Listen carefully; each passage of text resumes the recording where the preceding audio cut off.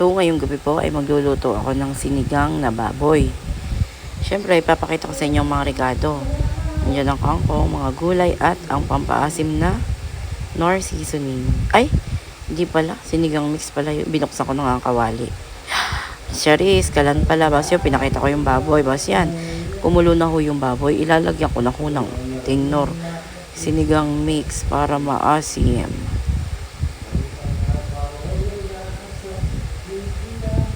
Yan, kumukulo na. Nilagay ko na agad yung siling green para amoy na amoy.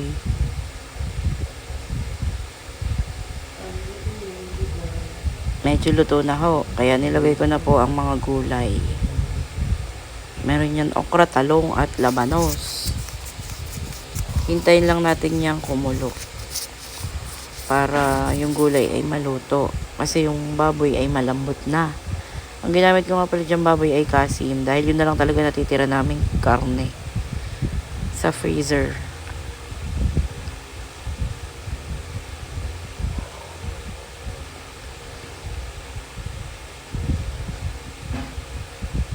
Yan, kita nyo na ho, nakulo na.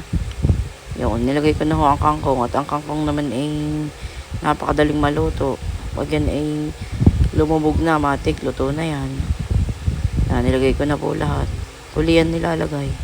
Dahil napakabilis maluto. Yan, tinakluban nga ho natin yan. Pagkabuklat, o, diga, amoy nyo na. Amoy sinigang na maasim na. Hinalo ko lang ng hinalo yan. At pagkahalo, yan. Yun na nga ho, tapos na. At isasandukin na at ilalagay na sa isang malakong. Yan. O, yun, kita nyo ho yan tayo. Yung sausawa, lalagyan natin ng sili para humalang. Yung, kinuha ko na yung malaking karne. Yan. Inaayos ko lang ho. Para makakain na. Lagyan ko ng gulay. At ako na may mahilig sa gulay eh. Yan. Pinakita ko lang ang ulam. Yan. Lalagyan lagi natin ng kanin. Pilipino tayo eh, diga. Yan. Pinatingin ko na kay akin at napakasarap daw. Sobrang sarap eh. Nakakalimutan na niya eh. Yo, sinubo na. Yun, oh. Sarap na sarap eh sa akin luto. Mapapadami ka naman daw ng kanin eh, sabi. Natangong-tango, yan. Sabi ng kapatid ko, masarap ate. Sabi, nangasim na nga si Julius.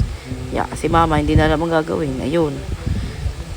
Mausa ko naman na sumubo. Yo, di pagkakasubo ko eh, Yeah, binagpabi ko, sabi ko, i-video mo nga ako at ako susubo. Yun.